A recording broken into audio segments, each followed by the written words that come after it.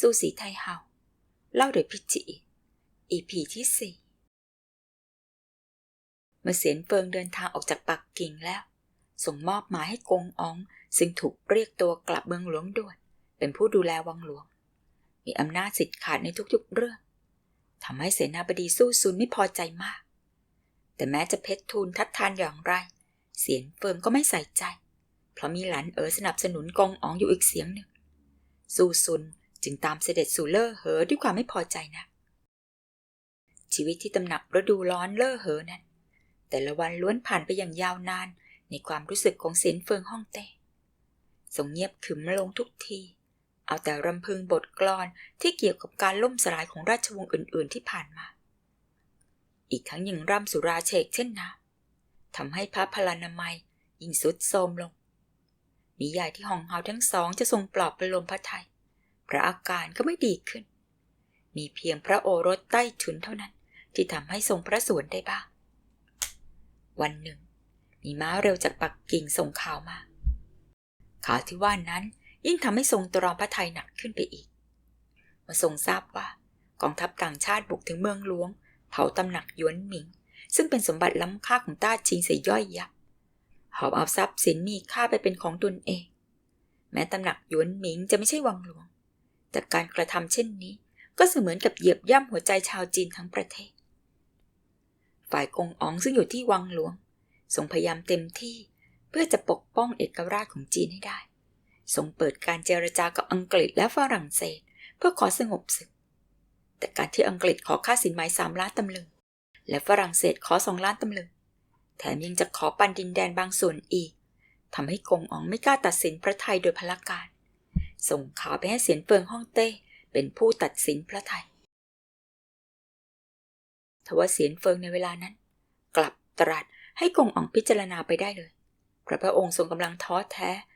เรื่องราวจึงยังคาราคาซังอยู่จนในที่สุดกงอ๋องเห็นว่าถ้าปล่อยให้ต่างชาติทำสงครามอยู่อย่างนี้บ้านเมืองก็เห็นที่จะย่อยยับและจีนก็จะเหลือเพียงชื่ออยู่ในประวัติศาสตร์ดินแดนคงเปลี่ยนมือจากลูกหลานไม่มีใครจำได้จึงเจรจาขอหย่าศึกอีกครั้งอังกฤษและฝรั่งเศสจึงร่างสัญญามาเสนอว่าจีนต้องยอมให้พวกตนเข้ามาตั้งสถานทูตได้และต้องเสียค่าทำขวัญให้เป็นเงิน8 ล้านตำลึงให้ชาวจีนออกนอกประเทศเพื่อไปรับจ้างต่างชาติได้และต้องยกเมืองเกาลูนให้กับอังกฤษเปิดเทียนซินให้เป็นเมืองท่าเพื่อทำการค้าได้อย่างเสรีกงอ๋องเห็นสัญญาที่เอาเปรียบมากฉบับนั้นก็ทรงนิ่งอึ้งไปดำริว่าแม้สัญญาจะเอาเปรียบจีนเสียจนเหลือแต่กระดูกแต่หากไม่ยอมเกรงว่าพวกมันจะบุกปักกิ่งทำลายวังและสุสานราชวงศ์เหมือนที่เผาตำหนักหยวนหมิงลำพังกำลังที่เรามีอยู่ในตอนนี้คงต้านไว้ไม่ได้นานนักเห็นทีว่าจะต้องจำใจลงนามในสัญญาแม้ว่าฮ่องเต้จะทรงกลิ้วก็จะขอรับอาญาแต่เพียงผู้เดียวเมื่อข่าวทราบไปถึงเล่อเหอเสียนเฟิงทรงทราบว่ากงอ๋องลงนามในสนธิสัญญาที่มีข้อความเช่นนั้นอีกทั้งต่างชาติสามารถเข้ามาตั้งสถานทูตในปักกิ่งได้ก็ทรงเสียพระทัยมากทรงเสวยแต่สุราไม่ยอมประกอบพระกรณียกิจใดๆทั้งสิ้นจึงทำให้ล้มเจ็บจนออกว่าราชการไม่ไหวฝ่ายสู้ซุนเห็นสบโอกาสก็เข้าเฝ้าและชวนเสวยสุราให้สำราญพระทัยทุกวันทำให้พระอาการทรุดหนักลงไปอีกหลันเกรงว่าสู้ซุนจะมีแผนร้ายจึงให้เสี่ยวอันจือมาคอยถวายงานอย่างใกล้ชิดวันหนึ่งเสียนเฟิงฮ่องเต้ทรงถามสู้ซุนว่าสงครามก็สงบแล้วพระองค์ควรจะอยู่ที่เล่อเหอต่อหรือว่ากลับไปที่ปักกิ่งดีสู้ซุนทูลว่าหากตอนนี้พระองค์กลับไปที่ปักกิ่งพวกอังกฤษและฝรั่งเศสที่ยังคงเพ่นพ่านอยู่เต็มเมืองก็จะลบหลู่เกียรติเอาได้จึงแนะให้ทรงประทับอยู่ที่นี่ไปก่อนเสียนเฟิงฮ่องเต้ได้ฟังดังนั้นจึงถามว่าพวกต่างชาติเข้ามาจะไล่ออกไปง่ายๆได้อย่างไรถ้าอย่างนั้นพระองค์ไม่ต้องอยู่ที่นี่ไปจนตายหรอกหรือลูกไต้ฉุนของพระองค์ก็คงไม่มีวันรู้ว่าวังหลวงสวยงามเพียงใด เมื่อรู้ความจนโตเป็นหนุ่มแล้วซูซุนได้ยินคำตรัสดังนั้นจึงทูลเอาใจว่าไม่ต้องให้พระองค์วิตกกังวลไปให้รอดูสถานการณ์อยู่อีกสักพักแล้วก็จะหาโอกาสดีๆเชิญเสด็จกลับเมืองหลวงเสี่ยวอันจือที่ถวายงานรับใช้อยู่ไม่ไกลได้ฟังข้อความทั้งหมดก็นำความนั้นไปทูลให้ฮองเฮาอี้หลันทรงทราบข้างฝ่ายอี้หลันนั้นเมื่อฟังแล้วก็วิเคราะห์ดูจากอาการที่ทรงทรุดหนักลงทุกวันประกอบกับสอบถามจากหมอหลวงอย่างลับๆก็รู้ว่า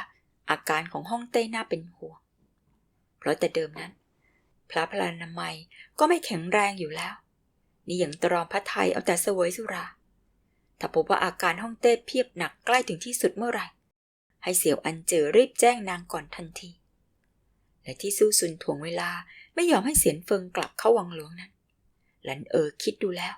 น่าจะเป็นเพราะว่าอยู่ไกลถึงเล่อเหินพวกของซู่ซุนจะทำอะไรก็จะสะดวกมากกว่า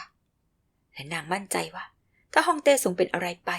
ทางซู่ซุนจะต้องกระทำการเคลื่อนไหวเพื่อยึดอำนาจส่วนใหญ่มาเป็นของตนอย่างแน่นอนระหว่างนั้นหลันก็เฝ้าถวายการดูแลเสียนเฟิงอย่างดีมาตลอดเพราะถึงอย่างไรก็เคยร่วมทุกข์ร่วมสุขกันมาและถ้าไม่ได้ความเมตตาจากฮ่องเต้นางก็คงไม่ได้ก้าวขึ้นมาถึงยิ่งจุดนี้หลันจึงตั้งใจว่าในช่วงเวลาสุดท้ายของพระองค์นางจะปรนนิบัติให้ฮ่องเต้ทรงเกษมสำราญที่สุดแต่ทว่ายิ่งใกล้วัน9 ค่ำเดือน 6ซึ่งเป็นวันฉลองพระราชสมภพอาการของเสียนเฟิงกลับทรุดลงทุกวันซู่ซุนกับพวกจึงแอบตกลงกันอย่างลับๆว่าหากเสียนเฟิงสวรรคตไปอำนาจดูแลแผ่นดินก็จะตกอยู่ที่หลันและจิ้งนั้นไม่น่าเป็นห่วงเพราะนางเป็นเสมือนช้างเท้าหลังว่าง่ายอ้นอ่อนผ่อนตามไม่มีปากเสียงแต่ฮองเฮาตะวันตกนี่สิที่น่ากลัวนักขนาดฮ่องเต้ยังอยู่นางยังมีอำนาจในแผ่นดินถึงเพียงนี้หากฮ่องเต้สวรรคตลง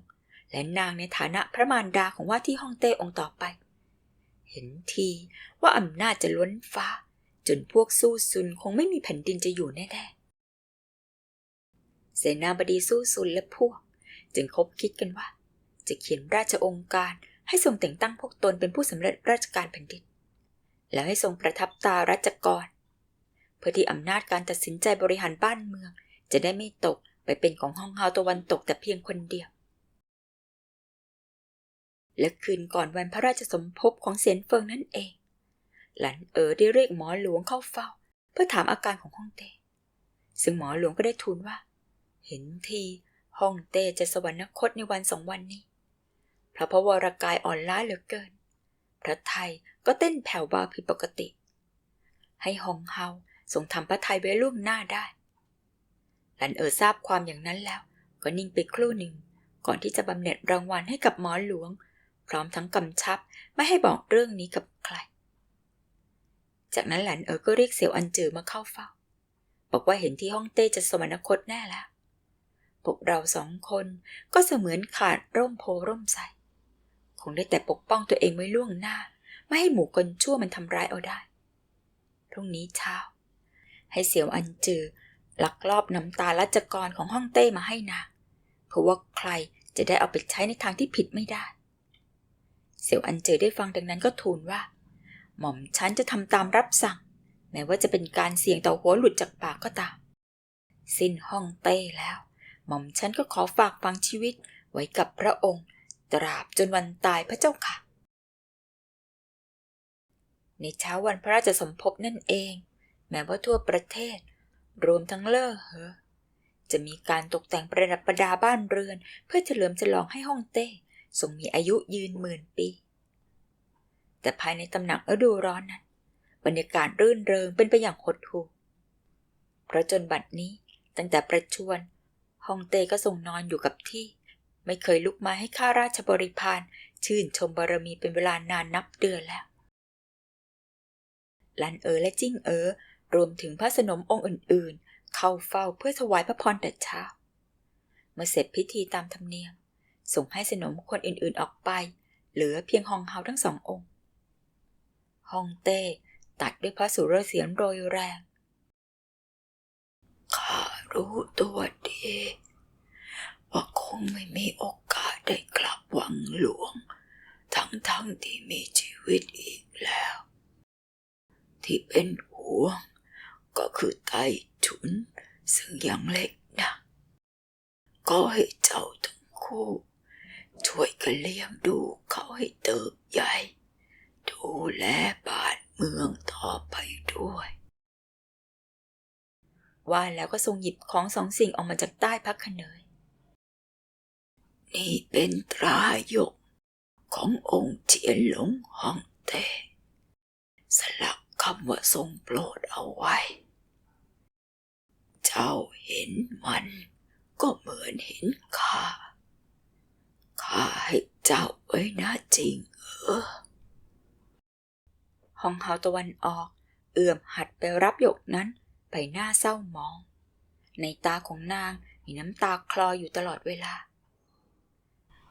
ขอพระทัยเพคะฝ่าบาทจากนั้นฮ่องเต้ทรงยื่นของอีกสิ่งหนึ่งให้กับหลันตรานี้สลักคำว่าหอถังเต้าเป็นหอหนังสือของข้ารักมากติดตัวมาตลอดตอนนี้ข้ามอบให้เจ้าเก็บไว้ขอบพระทัยเพคะเป็นพระกรุณาล้นพ้นแก่หม่อมฉันแล้วฮ่องเต้ก็รวบรวมเรี่ยวแรง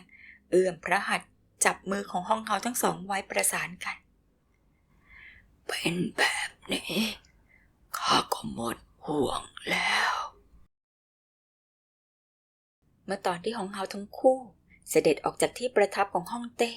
มารอข้างนอกนั้นหลันรู้สึกว่าสองเท้าของนางเหยียบลงบนพื้นด้วยแรงที่หนักกว่าเดิมเหมือนจะให้มั่นใจว่านางจะไม่ส่วนเซหกล้มไปเพราะตั้งแต่บัดนี้นางรู้ดีว่าไม่มีใครที่จะช่วยประคองนางยามที่ก้าวพลาดอีกแล้วนอกจากตัวนางเองเมื่อถึงคราวที่สู้ซุนเข้าเฝ้าพร้อมเหล่าขุนนางอีก7 คนหลังจากถวายพระพรแล้ว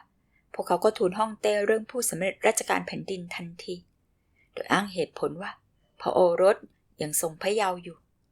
หากไม่มีเสนาบดีคอยดูแลอย่างใกล้ชิดเห็นทีประเทศชาติจะไปไม่รอดเสียนเฟิงทรงเห็นด้วยแต่ก่อนที่จะทรงตรัสอนุญาตนั้นพระอาการก็สุดลงทันทีทำให้หมอหลวงถูกเรียกมาเข้าเฝ้าถวายการรักษาโดยด่วนซูซุนได้แต่คอยดูอยู่ใกล้ๆจะหาโอกาสให้ทรงลงตาและจักรก็ไม่มีโอกาสที่เหมาะที่ควรแล้วในที่สุดเสียนเฟิงฮ่องเต้ก็เสด็จสวรรคตอย่างสงบในวันพระราชสมภพนั่นเองเมื่อตอนฮ่องเต้สวรรคตลงนั้นซูซุนและพรรคพวกค้นหาตาและจักรเป็นการใหญ่เพื่อประทับตาให้ทันก่อนที่ผู้คนจะเดินทางมาเคารพพระศพแต่หาเท่าไหร่ก็หาไม่พบโดยเพราะเสี่ยวอันจือได้แอบเอาตาและจักรไปให้กับหลันแล้วตั้งแต่เมื่อตอนเช้ามืดเพื่อแก้ไขสถานการณ์เฉพาะหน้าเมื่อฮ่องเฮาทั้งคู่เสด็จมาถึงซูซุนจึงแอบอ้างทันทีว่าฮ่องเต้ได้แต่งตั้งตนและเสนาบดีอีก7 คนเป็นผู้สำเร็จราชการแผ่นดินจริงไม่ได้สงสัยอะไรเพราะเอาแต่ร่ำให้ส่วนหลันนั้นนางยิ้มอยู่ในสีหน้าแต่ก็ทำเสียงเศร้าตอบไปว่าแล้วแต่ท่านเห็นควรเถอะเมื่อคำนับพระศพตามพิธีเสร็จแล้วจริงจึงถามหลันด้วยความสงวนใจว่าทำไมฮ่องเต้ผู้เป็นดั่งร่มโพร่มไทรของพวกนางสวรรคตลงแต่หลันกลับไม่ร้องไห้ออกมามากมายดังเช่นผู้อื่นหลันจึงทูลด้วยความชาญฉลาดว่าหม่อมฉันก็มีความทุกข์เหลือขนานับเช่นกันเพคะแต่ถ้าหม่อมฉันร้องไห้ฟูมฟายจนไร้สติแล้วใครจะมาคอยดูแลเสด็จพี่ได้เพราะนี่ก็เหมือนเราเหลือกันอยู่เพียง2 คนเท่านั้นแล้วจริงได้ยินดังนั้นก็ร้องไห้หนักขึ้นไปอีกบอกว่านางก็เหลือหลันเพียงคนเดียวเท่านั้น พวกนางจะไม่ทิ้งกันว่าแล้วก็โผล่เข้ากอดหลัน